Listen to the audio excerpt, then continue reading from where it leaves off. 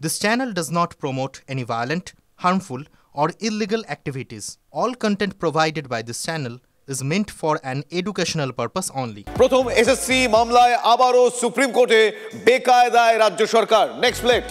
পরীক্ষা পদ্ধতি নিয়ে প্রশ্ন তুলল সর্বোচ্চ আদালত।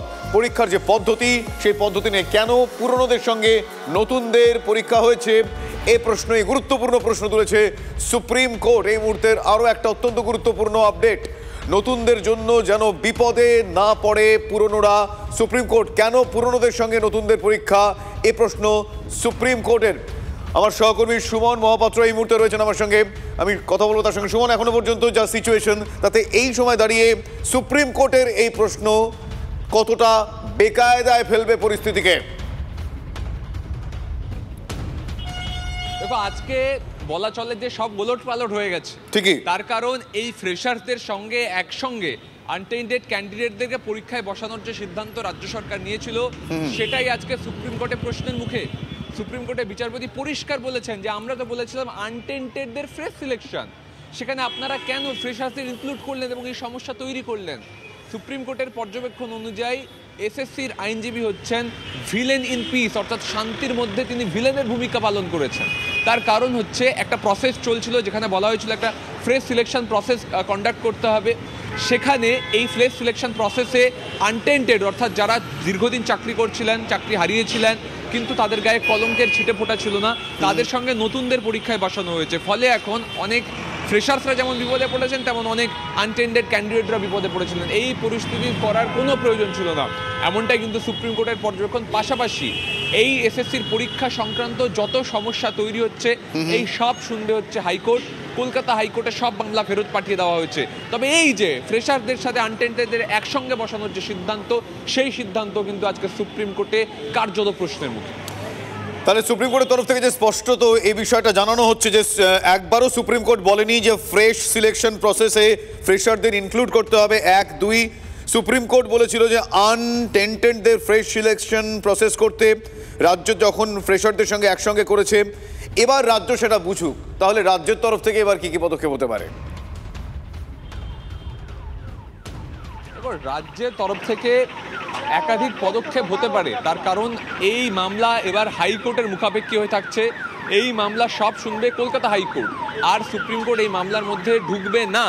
সেক্ষেত্রে এই কলকাতা হাইকোর্ট এই মামলার ভবিষ্যৎ কি, আবারও কি প্রশ্ন। আমি একটু তোমাকে সঙ্গে রাখছি। আমার সঙ্গে এই মুহূর্তে টেলিফোন লাইনে রয়েছেন বিশিষ্ট আইনজীবী বিকাশ রঞ্জন ভট্টাচার্য। বিকাশবাবু, এসএসসি মামলায় এক কথা বলতে গেলে সুপ্রিম কোর্টে আবারও বেকায়দায় পড়ল রাজ্য। সুপ্রিম কোর্টের এই প্রশ্নে অনেকটা বেকায়দা সিচুয়েশন। আপনি কি বলবেন, আপনার আইনি পর্যবেক্ষণ এক্ষেত্রে পার্টিকুলারলি কি বলছে? আমরা একথা প্রথম দিন থেকেই বলছি, যদি আপনি আমার সাবমিশনস গুলো ফলো করেন, প্রথম দিন থেকে একথা বলেছি। কিন্তু রাজ্য সরকার তারা দুর্নীতিটাকে টিকিয়ে রাখবার প্রকল্প নিয়েই এই সমস্ত পুরনো লোকেদের 2016 সঙ্গে নতুন প্রার্থী যোগ করে নতুন রুলস তৈরি করে এটা ভোট পাঠিয়েছে। সেই জন্য ওরা কলকাতা হাইকোর্টে কিছুতেই মামলা শুনানি করতে চাইছে না। আজকে সুপ্রিম কোর্ট পরিষ্কার করে দিয়েছে আগামী 28 তারিখে মামলা এখানে ফিক্স আছে, শুনানি হবে। ওই রুলের বৈধতা চ্যালেঞ্জ করে মামলা হয়েছে, এখন তারা জবাব দিক। ওরা ভেবেছিল যে সুপ্রিম কোর্টে গিয়ে সকলে মিলে হইচই করে একটা গন্ডগোল পাকিয়ে দেবো, যেটা সাধারণত করছে, কিন্তু সেটা কার্যকর হলো না। আজকে সুপ্রিম কোর্ট বলে দিয়েছেন যে আমাদের জাজমেন্ট যা দিয়ে দিয়েছে, এখন পরবর্তীকালে যা হবে কলকাতা হাইকোর্ট বিচার করবে, যার যা বলার কলকাতা হাইকোর্টকে বলবে। বেশ, ধন্যবাদ বিকাশবাবু। আমি আরও একবার যাবো, আমার সহকর্মী সুমন মহাপাত্র রয়েছেন। সুমন, এটা একটা বড় পর্যবেক্ষণ সুপ্রিম কোর্টের বিচারপতির। তাহলে এসএসসি পরীক্ষা সংক্রান্ত সব মামলায় এই মুহূর্তে যা সিচুয়েশন, সেটা হাইকোর্টেই ফিরলো। ফলে এবার হাইকোর্টেই যার যা জবাবদিহি সেটা করতে হবে। এই মুহূর্তে যা সিচুয়েশন, সুমন।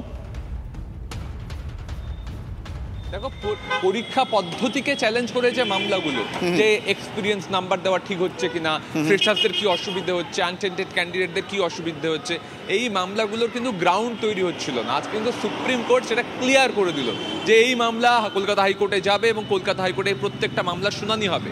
শুধু তাই নয়, এই যে ফ্রেশার্সদের সাথে আনটেন্ডেড ক্যান্ডিডেটদের একসঙ্গে মিলিয়ে পরীক্ষাটা নেওয়ার যে সিদ্ধান্ত ছিল, যে সিদ্ধান্ততে দুপক্ষই নারাজ ছিল, চাকরিহারারাও নারাজ ছিল, ফ্রেশার্সরা তো অনেকদিন পরে একটা পরীক্ষার সুযোগ পাচ্ছিল, তাই বেশি কথা বলেনি। কিন্তু সেই পদ্ধতি নিয়েই প্রশ্ন উঠে গেল। কে প্রশ্ন তুললেন? খোদ সুপ্রিম কোর্টের পর্যবেক্ষণের প্রশ্ন উঠছে। ফলে রাজ্য সরকারের যে নির্দেশ এবং তারা যেভাবে এটাকে ইমপ্লিমেন্ট করেছে সুপ্রিম কোর্টের নির্দেশটাকে, সেখানে রাজ্য সরকারের যে মনোভাব সেটা নিয়ে প্রশ্ন উঠে যাচ্ছে। এবং তোমাকে যে কথা বললাম, সুপ্রিম কোর্টের রীতিমতো বেকায়দায় রাজ্য সরকার পড়েছে এই পরীক্ষা পদ্ধতির সিদ্ধান্তের জন্য।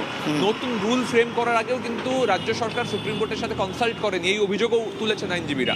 ফলে এই মামলার ভবিষ্যৎ কি কলকাতা হাইকোর্টে স্থির হবে, কিন্তু এই মামলার পরীক্ষা পদ্ধতিকে যে চ্যালেঞ্জ করা যাবে এবং তার জন্য কিন্তু বড় একটা স্টেপ হতে পারে, এটা কিন্তু সুপ্রিম কোর্ট আজকে জানিয়ে দেবে। একেবারেই তা কি হতে চলেছে সেটা সময় বলবে। আপাতত তোমায় ধন্যবাদ সুমন। আমার সহকর্মী সুমন মহাপাত্র এই মুহূর্তে আমাদের সঙ্গে ছিলেন। আরও একবার যথেষ্ট বেকায়দায় রাজ্য, এসএসসি মামলায় সুপ্রিম কোর্টের অবজারভেশন, পরীক্ষা পদ্ধতি নিয়ে এবার প্রশ্ন তুলল সর্বোচ্চ আদালত। কেন পুরনোদের সঙ্গে নতুনদেরও পরীক্ষা, এ প্রশ্ন সুপ্রিম কোর্ট তুলেছে। নতুনদের জন্য যেন বিপদে না পড়তে হয় পুরনোদের। কেন পুরনোদের সঙ্গে নতুনদের পরীক্ষা, সুপ্রিম কোর্টের প্রশ্ন। পুরনোদের সমস্যার বিষয়টা দেখতে হবে রাজ্যকে। বড় পর্যবেক্ষণ সুপ্রিম কোর্টের বিচারপতির। এসএসসি পরীক্ষা সংক্রান্ত সব মামলাই হাইকোর্টে ফিরল এবার।